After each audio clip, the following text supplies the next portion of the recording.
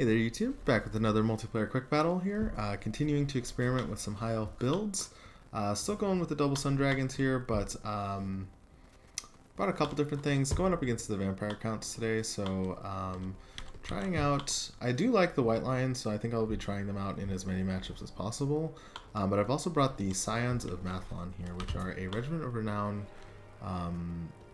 spearman unit here, which have a AoE damage resistance buff of 12% to those within 40 meters around them. Now there is a limit of you have to have a greater capacity of mana over 50%, so that would be presumably 15. Not totally sure what that means there.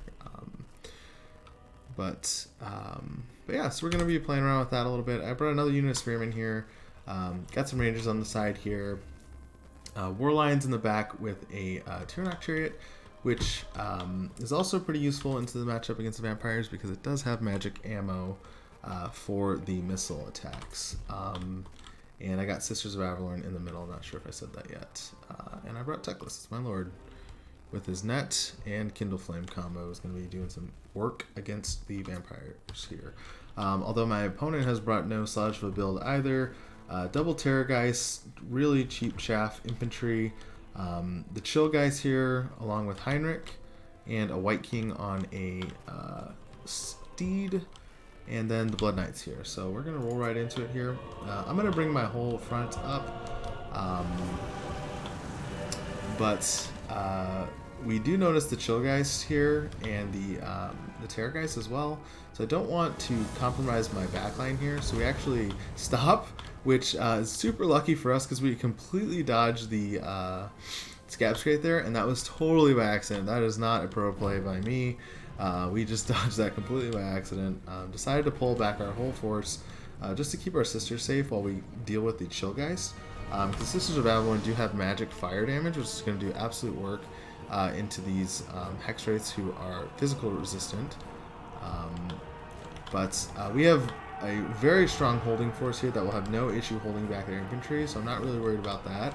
I'm going to bring like almost like a bleak order almost of damage over here with the Rangers, and the War Lions are going to absolutely shred anything that comes up against them.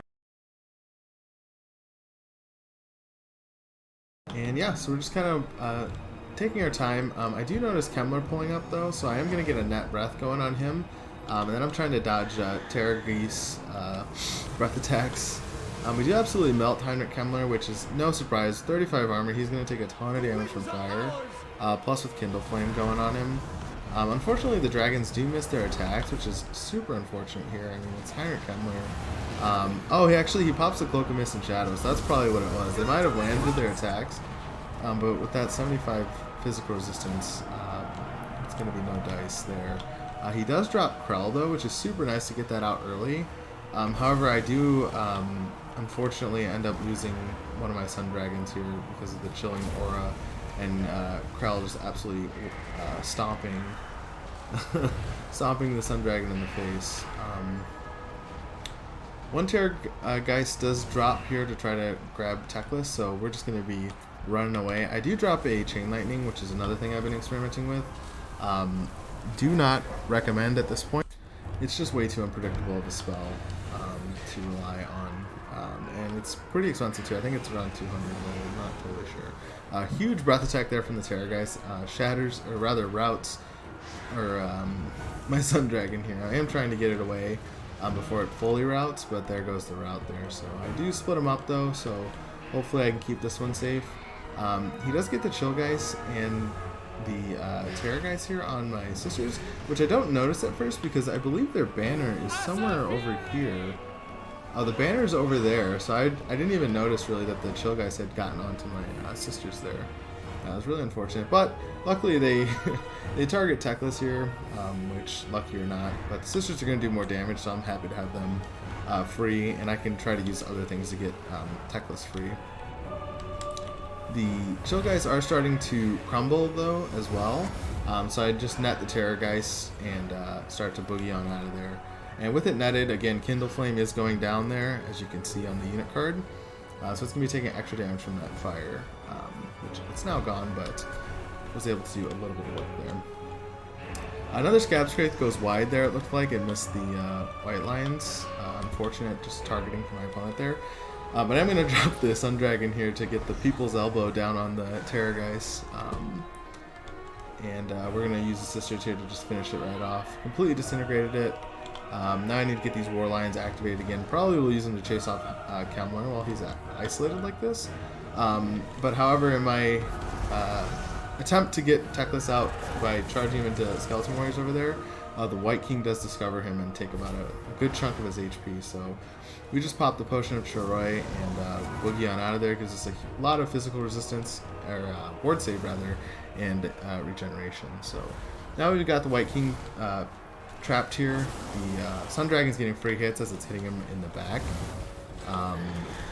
But the last Terrorgeist, which I think it was just kind of left over there on the side, does come in and get a nasty hit onto Teclis. So we got to keep boogieing on out of here. I do have the Sisters of Avalorn to support, though, which they're going to do some pretty solid work into this Terrorgeist.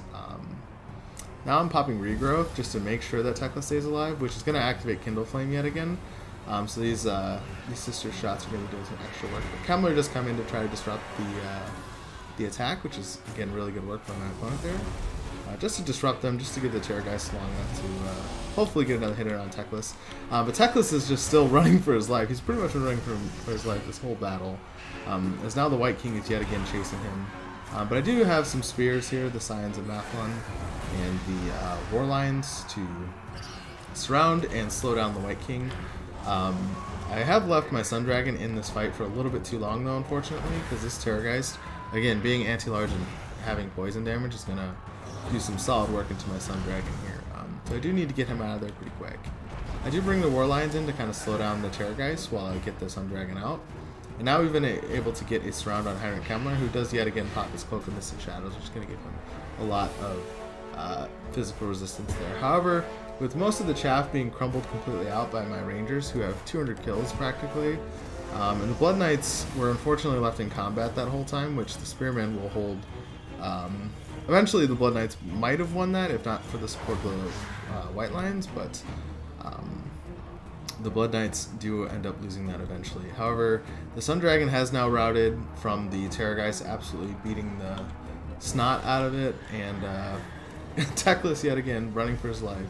I do turn the Sisters now back again onto the Terrorgeist here, who is getting a leadership buff from Kemler. But the Sun Dragon has been able to come back. The White King is yet again surrounded, and Teclis yet again running for his life. We're going to try to dodge this charge. Looks like we successfully dodged it there. So Teclis' horse has been getting a huge workout this battle, just kind of running for its life. But with that, everything else is going to crumble away.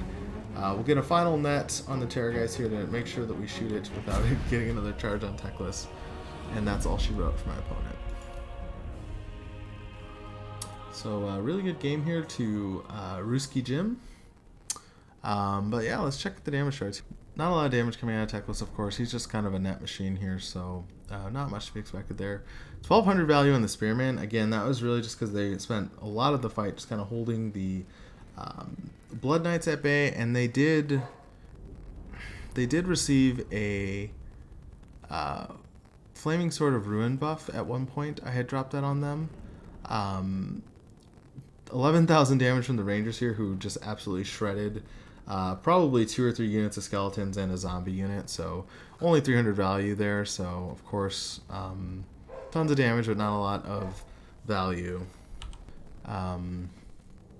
Let's see here, the Scions of Mathlon, again 10,000 from them, 15,000 damage from the White Lions, 12,000 from these White Lions. So yeah, just a lot of just grinding through the huge HP pools of the zombies over here. 3,500 damage value, actually 3,600 damage value on the Sisters here. They did pretty much kill both of the Terrorgeists because the dragons were unable to do that. This is the dragon that I sacrificed in the early game, so only 500 value on that one. Super unfortunate. But almost 3,000 damage value on this one here, which is kind of the reason why you bring 2 of them. They're pretty cheap. I think a Star Dragon is cheaper than getting 2 Sun Dragons. However, then you're not socking all your money away into one big juicy target for your opponent to snipe. So That's kind of the benefit of bringing 2 dragons as opposed to 1. Tyrannok Chariot did work. Almost 2,000 damage value on that one. Again, that magic damage is super useful into the vampires here. And a lot of that targeting was on the Chillgeist, but they were also being used to support in the engagement with the Terrorgeist and when the couple times that we were able to catch Kemlar out. War Lions, of course, did absolute work as well. 600 value on that one, 750 value on that one. They did get beat up pretty good there, though. I think that might have been fighting the Chillgeist as I was using them to protect the sisters in the early game. No real standouts here from my opponent's build. However, the Terrorgeists were able to do some solid work in beating up my Sun Dragons. Kind of unfortunate luck there to get 2 Terrorgeists into my 2 Sun Dragons. If they had been able to lock my Sun Dragons in an air duel, there would have been really nothing for me to do but dive them into some engagement. So maybe that's something my opponent could have done in the early game to kind of turn this around a bit. However, I did have the Sisters of Avalorn to kind of support that, so maybe that wouldn't have worked out. Plus, there's nets and stuff, so that might not have been a solid strategy there. Blood Knights did get trapped in an unfavorable engagement as well in the early game. Probably shouldn't have used them in the front line. They definitely should have considered bringing them around the flanks to help disrupt the Sisters. That would have definitely changed a lot for the Terrorgeist engagement as well. White King did well, and that should be pretty much it. Nothing really to speak of. Obviously, Zombies not doing anything, but Skeleton Warriors also shouldn't be able to do much into this build. But yeah, that's going to be it for this one, guys. Let me know what you think of the content. Please give the video a like if you like the content, and also consider subscribing. I will see you guys in the next one.